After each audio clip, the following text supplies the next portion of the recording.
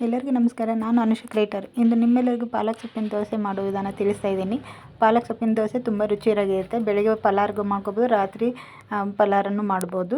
ರಾತ್ರಿಗಾಗಲಿ ಬೆಳಗ್ಗೆಯಾಗಲಿ ಮಾಡ್ಬೋದು. ಅದಕ್ಕೆ 200 ಗ್ರಾಮ್ ಅಕ್ಕಿನ 4 ಗಂಟೆ ನೆನೆಸಿ ಅದನ್ನು ನೀರು ಎಲ್ಲ ತೆಗೆದು ಅಕ್ಕಿ ತೆಗೆದು ಇಟ್ಕೊಂಡಿದ್ದೀನಿ. ಇವಾಗ ಅರ್ಧ ಹೋಳು ಕಾಯಿ ತುರಿದು ಇಟ್ಕೋಬೇಕು.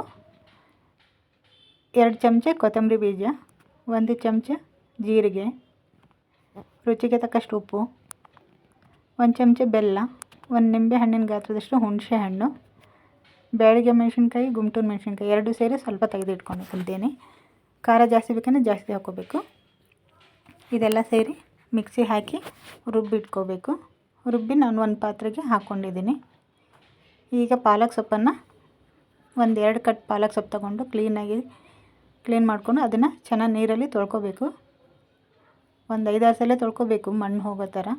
ಮಣ್ಣೆಲ್ಲ ಇರುತ್ತೆ, ತೊಳೆದಿಟ್ಕೊಂಡು ಅದು ನೀರೆಲ್ಲ ಬಸ್ತಾದ್ಮೇಲೆ, ನೀರು ಹೋದ್ಮೇಲೆ ಈ ಥರ ಚಿಕ್ಕ ಚಿಕ್ಕದಾಗಿ ಕಟ್ ಮಾಡಿ ಇಟ್ಕೋಬೇಕು ಎಲ್ಲ ಸೊಪ್ಪನ್ನು. ಅದರ ತೊಳೆದಿದ ತಕ್ಷಣ ನೀರಿಗೆ ಹೋಗಬೇಕು, ಅಲ್ಲಿವರೆಗೂ ಹಾಗೆ ಇಡಬೇಕು. ಅದರ ನಂತರ ಈ ಥರ ಕಟ್ ಮಾಡ್ಕೋಬೇಕು. ಆ ಕಟ್ ಮಾಡಿರೋದನ್ನು ಆ ಹಿಟ್ಟಿನ ಪಾತ್ರೆಗೆ ಹಾಕಿ ಎಲ್ಲ ಮಿಕ್ಸ್ ಮಾಡ್ಕೋಬೇಕು. ಸೌಟ್ ತಗೊಂಡು ಎಲ್ಲ ಮಿಕ್ಸ್ ಮಾಡ್ಕೋಬೇಕು. ಚೆನ್ನಾಗಿ ಬೆರಿಬೇಕು ಹಿಟ್ಟು ಮತ್ತು ಪಾಲಕ್ ಸೊಪ್ಪು. ಈಗ ಗ್ಯಾಸ್ ಮೇಲೆ ಒಂದು ಕಾವಲಿ ಇಟ್ಟು ಅದನ್ನು ಬಿಸಿ ಮಾಡಲಿಕ್ಕೆ ಇಟ್ಟು ಅದಕ್ಕೆ ಸ್ವಲ್ಪ ಎಣ್ಣೆ ಎಲ್ಲ ಹಾಕಿ ಕಾವಲಿಗೆ ಸುತ್ತ ಎಣ್ಣೆ ಹಾಕಬೇಕು. ಎಣ್ಣೆ ಹಾಕಿದರೆ ದೋಸೆ ಇಟ್ಕೊಳ್ಳೋದಿಲ್ಲ. ಈಗ ಒಂದು ಸೌಟಿನ ಸಹಾಯದಿಂದ ಹಿಟ್ಟು ಹಾಕಿ ಕೈಯಲ್ಲಿ ಸ್ಪ್ರೆಡ್ ಮಾಡಬೇಕು. ಕಾವಲಿ ಬಿಸಿಯಾಗಿರುತ್ತೆ, ಕೈ ಒದ್ದೆ ಮಾಡಿಕೊಂಡು ಈ ಥರ ಸ್ಪ್ರೆಡ್ ಮಾಡಬೇಕು ಸುತ್ತಲೂ. ಸೌಟಿಂದ ಹಾಕಿದರೆ ತುಂಬ ದಪ್ಪ ಬರುತ್ತೆ ದೋಸೆ, ಅದಕ್ಕೆ ಕೈಯಿಂದನೇ ಈ ಥರ ಸ್ಪ್ರೆಡ್ ಮಾಡಬೇಕು. ಸುತ್ತ ಹರಡಿ ಇದನ್ನು ಮೇಲೆ ಒಂದು ಪ್ಲೇಟ್ ಮುಚ್ಚಿ 2 ನಿಮಿಷ ಬೇಯಲಿಕ್ಕೆ ಬಿಡಬೇಕು.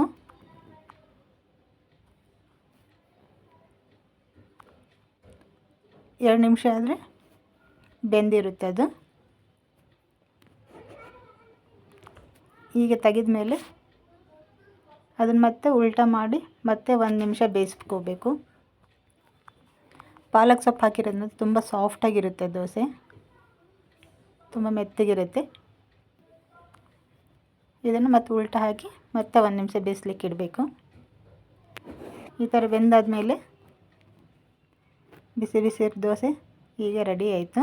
ಇದೇ ಥರ ಎಲ್ಲ ದೋಸೆನೂ ಹಾಕ್ಕೋಬೇಕು. ತುಂಬ ಚೆನ್ನಾಗಿರುತ್ತೆ. ಈ ಪಾಲಕ್ ಸೊಪ್ಪಲ್ಲಿ ಐರನ್ನು ಮತ್ತು ಕ್ಯಾಲ್ಸಿಯಂ ತುಂಬ ರಿಚ್ ಆಗಿರುತ್ತೆ. ದೇಹದಲ್ಲಿ ರಕ್ತಹೀನತೆ ಇದ್ದರೆ ಅದನ್ನು ಸರಿಪಡಿಸುತ್ತೆ. ಮತ್ತು ದೇಹದಲ್ಲಿ ನಮಗೆ ಜೀರ್ಣಕ್ರಿಯೆ ಹೆಚ್ಚಾಗಿ ಸುಲಭಗೊಳಿಸುತ್ತೆ. ಈ ಥರ ಪಾಲಕ್ ಸೊಪ್ಪು ಸಾಫ್ಟಾಗಿರುತ್ತೆ, ಮೆತ್ತಗಿರುತ್ತೆ, ತುಂಬ ರುಚಿಯಾಗಿರುತ್ತೆ. ಇದಕ್ಕೆ 1 ಚಮಚ ತುಪ್ಪ ಹಾಕ್ಕೊಂಡು ತಿಂತಾಯಿದ್ರೆ ತುಂಬ ಚೆನ್ನಾಗಿರುತ್ತೆ.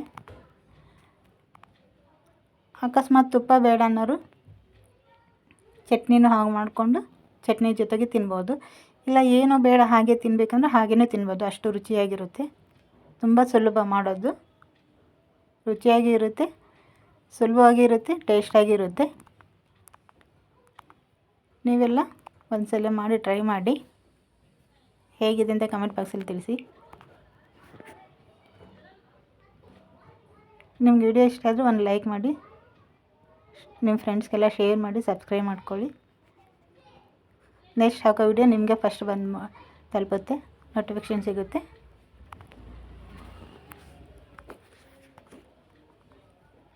ವಿಡಿಯೋ ಇದೇ ಥರ ನೋಡ್ತಾ ಇರಿ. ಮತ್ತು ನೀವು ಬೇರೆ ಏನಾದ್ರು ತಿಂಡಿ ಬೇಕು, ಬೇರೆ ಯಾವ್ದಾದ್ರು ಬೇಕಂದರೆ ಕಮೆಂಟ್ ಬಾಕ್ಸಲ್ಲಿ ತಿಳಿಸಿ, ಅದನ್ನು ಕೂಡ ಮಾಡಿ ತಿಳಿಸ್ತೀನಿ. Thank you.